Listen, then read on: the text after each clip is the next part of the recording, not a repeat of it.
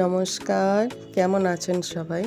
আমি রাজশ্রী আরও একটি নতুন রান্না নিয়ে আপনাদের সামনে হাজির হলাম। আজ বানাবো চিলি সয়াবিন। দেখা যাক কী কী নিয়েছি। লাগে তো অনেক কিছুই।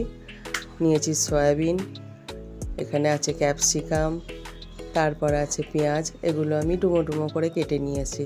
তারপরে আছে এখানে গোলমরিচের গুঁড়ো, তারপর আছে আদা রসুন আর কাঁচা লঙ্কা পেস্ট, আমি এটা একসঙ্গেই বেটে নিয়েছি। তারপর আছে এখানে রসুন কুচি, লঙ্কা কুচি, এরপর আছে ডিম। তারপর আমি একটা আলাদা প্লেটে শুধু মশলাগুলো নিয়ে নিয়েছি। মশলাতে আছে লঙ্কা, হলুদ, চিনি, নুন, একটু গরম মশলার গুঁড়ো, তারপরে আছে soya sauce, tomato sauce, cornflour, ময়দা এবং আছে তেল, আর জল তো লাগবেই। গ্যাসটা প্রথম আমি অন করে নিলাম। এবার আমি সয়াবিনটা একটু সিদ্ধ করব। তার জন্য জলে একটু আমি নুন দিয়ে দিলাম আগে, দিয়ে তারপর আমি সয়াবিনগুলো দিয়ে দেবো, দিয়ে ওটা একটু আমি সিদ্ধ করে নেব। তাই জলে নুনটা আমি দিলাম, এরপর আমি সয়াবিনগুলো সব ঢেলে দিলাম।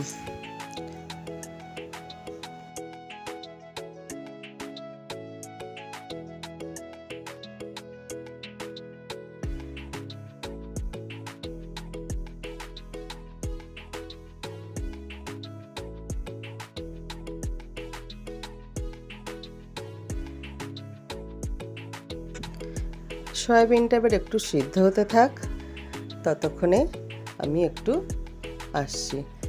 দেখুন সয়াবিনগুলো ভালোভাবেই সিদ্ধ হয়ে গেছে। হ্যাঁ, ঠিক আছে, সিদ্ধ হয়ে গেছে। এবার আমি সয়াবিনটা নাবিয়ে নেব। দাঁড়ান, নাবিয়ে নিই। একে একে আমি তুলে নিচ্ছি সয়াবিনগুলো।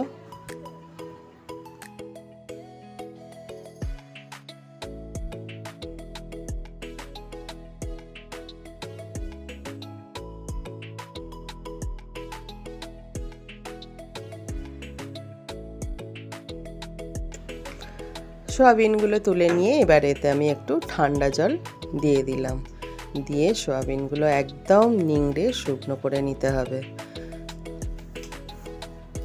ঠান্ডা জলটা আমি ফেলে দিলাম ভালো করে নিংড়ে।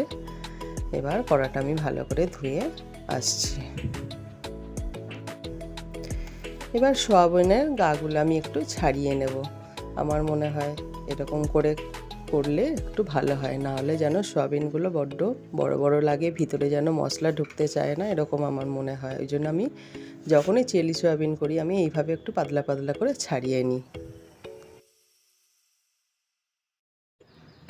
তো দেখুন ছাড়ানো সব হয়ে গেছে। এবারে আমি সয়াবিনটা ম্যারিনেট করব। তার জন্য আমি একটু ভিনিগার দিলাম, এই হাফ চামচ মতো। তারপরে একে একে কী দিই দেখুন, নুন দিলাম পরিমাণ মতো, যে যার স্বাদ অনুযায়ী সব নুন দেবেন। হালকা একটুখানি হলুদ দিলাম, একদম দেখছেন সামান্য একটু হলুদ, লঙ্কার গুঁড়ো, একটু গরম মশলার গুঁড়ো, তারপরে দেব আমি এই একটু অল্প সয়া সস, এই 1 চামচ মতো সয়া সস দিলাম। এরপরে দেব আদা রসুন আর কাঁচা লঙ্কার যে আমি পেস্টটা বানিয়ে রেখেছিলাম, সেই আদা রসুন কাঁচা লঙ্কার পেস্টটা আমি 1 চামচ মতো দিয়ে দিলাম। এরপর আমি দেব কিছুটা গোলমরিচের গুঁড়ো, যারা যেমন ঝাল খান কম বেশি সেইভাবে দেবেন। তারপর কর্নফ্লাওয়ারটা 2 চামচ মতো কি 2.5 চামচ মতো দিলেই মনে হচ্ছে হয়ে যাবে। সেটা আমি পরে বুঝতে পারবো কতটা কি গাঢ় হলো না হলো। মোটামুটি এখন 2.5 চামচ দিলাম, আর এই 1.5 চামচ মতো ময়দা দিলাম। দেখা যাক পরবর্তীকালে কি আছে, নাহলে আরও কিছুটা অ্যাড করতে হবে। এরপরে কাঁচা লঙ্কা কুচি দিলাম, তারপর এবার আমি একটা ডিম ফেটিয়ে দিলাম। ডিমটা দিলে ভাজাটা বেশ মুচমুচেও হয়, সুস্বাদুও হয় পকোড়াটা খেতে। এই পকোড়াটা আমার ছেলে এমনিই খেতে খুব ভালোবাসে, তার উপরে তো চিলি সয়াবিন করলে তো আর দেখতেই নেই, আরও ভালো লাগে। আমার মনে হচ্ছে এতটা জিনিস শেষ পর্যন্ত আর হয়তো থাকবে না, অর্ধেক হয়ে যাবে ভাজতে ভাজতেই। এরপর আমি ভালো করে এটা হাত দিয়ে মেখে নেব। হাত দিয়ে ভালো করে মাখলে আমার মনে হয় সয়াবিনের ভিতরে ভালো করে মশলাগুলো ঢুকবে। এটা একটু ভালোভাবে না, আর একটু দেখুন কর্নফ্লাওয়ার লাগবে, যেন একটু পাতলা পাতলাই লাগছে। একটু কর্নফ্লাওয়ার দিলাম, আর একটুখানি ময়দা যদি লাগে দেখি একটু মাখতে মাখতে কি মনে হয়। যদি মনে হয় আর লাগবে না তাহলে দেবার দরকার নেই, না হলে আর একটু ময়দা অ্যাড করতেও হতে পারে। এবার কড়াইতে তেল দিয়ে তেলটা আমি গরম হতে দিই। বেশ কিছুক্ষণ ম্যারিনেট আমি করে রেখেছিলাম, দেখা যাক তেলটা গরম হোক, তারপরে আমি একে একে পকোড়াগুলো সব ভেজে তুলে নেব।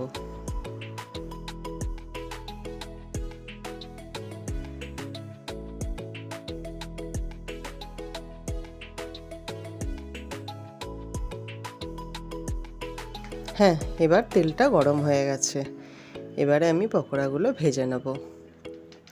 এই পকোড়াটা জানেন খুব সুন্দর খেতেও হয়, এমনি স্ন্যাক্স হিসেবে বিকালে চায়ের সঙ্গে খেতেই পারেন, খুব ভালো লাগে খেতে। আপনারা একটু বানিয়ে একদিন দেখবেন, খুবই সুন্দর হয় খেতে। চিকেন পকোড়া যেমন আমরা খেয়ে থাকি, আমার মনে হয় এটা একদম চিকেন পকোড়ার মতোই খেতে লাগে।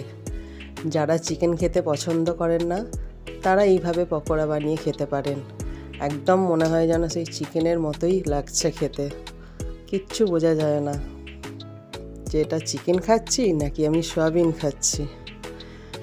ঠিক আছে, এবারে আমি এগুলো ভাজতে থাকি, সবগুলো ভেজে আসছি।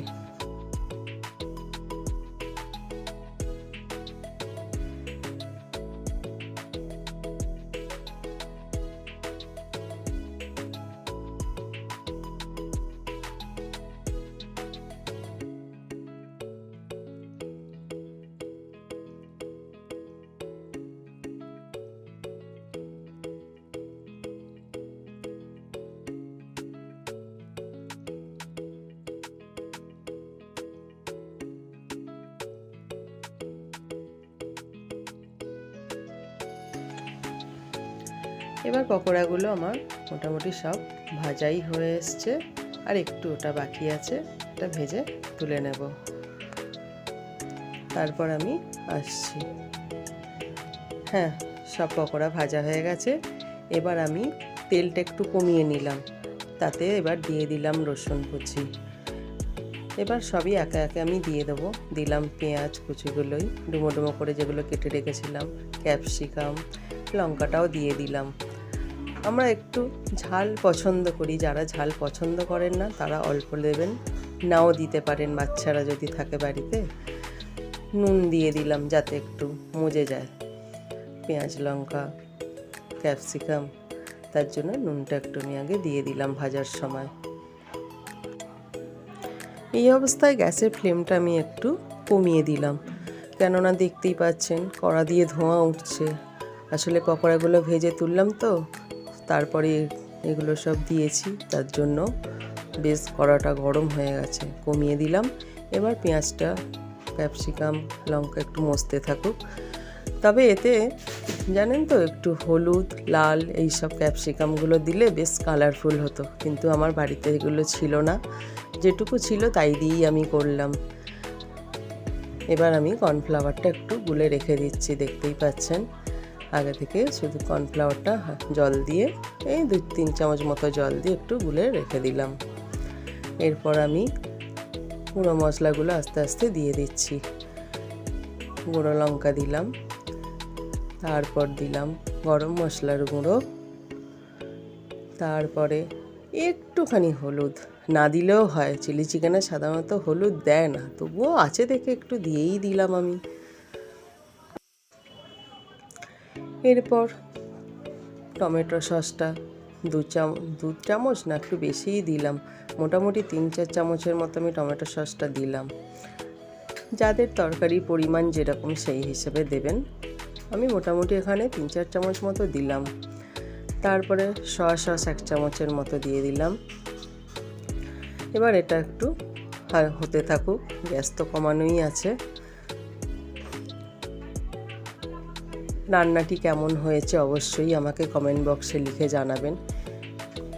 একটু আমি জল দিয়ে দিলাম, আগে জলে আমি সয়াবিনটা একটু সেদ্ধ করব, তারপর কর্নফ্লাওয়ারটা দেবো।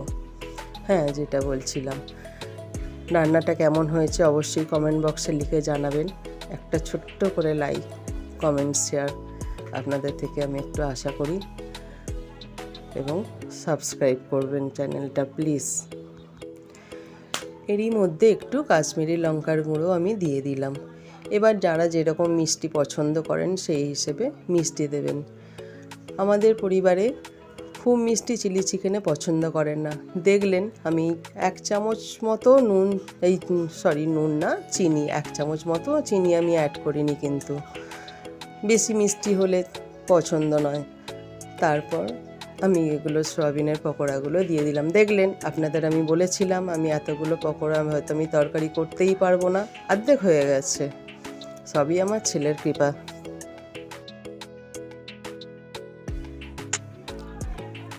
এবার ভালোভাবে মশলাগুলো পকোড়ার মধ্যে ঢুকে গেলে তারপরে আমি কর্নফ্লাওয়ার গোলা জলটা দিয়ে দেব, একটু সিদ্ধ হোক।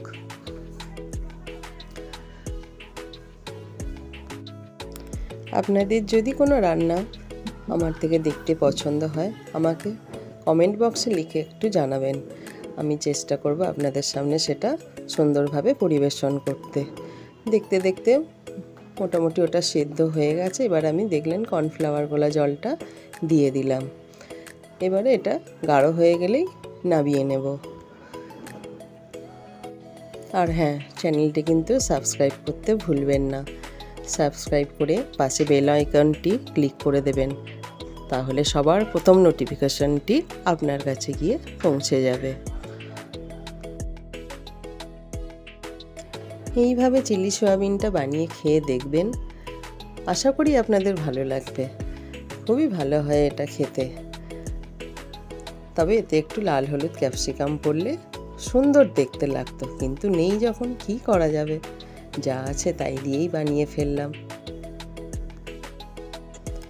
এই চিলি সয়াবিন রুটি, পরোটা কিংবা রাইস সব কিছুর সঙ্গেই খেতে পারবেন। বা তরকারিটা হয়ে গেছে, নামিয়ে নেব। হ্যাঁ, ভিডিওটি শেষ পর্যন্ত দেখার জন্য আপনাদের অনেক অনেক ধন্যবাদ। আমার চ্যানেলটির পাশে থাকবেন, আমার পাশে থাকবেন, তাহলে আমার নতুন নতুন রান্না দিতে বেশ ভালো লাগবে। আবার বলি, একটা লাইক, কমেন্ট, শেয়ার অবশ্যই করবেন। দেখুন, স্যালাড এবং রুটির সঙ্গে আমি এটা পরিবেশন করেছি। আজকের মতো টাটা।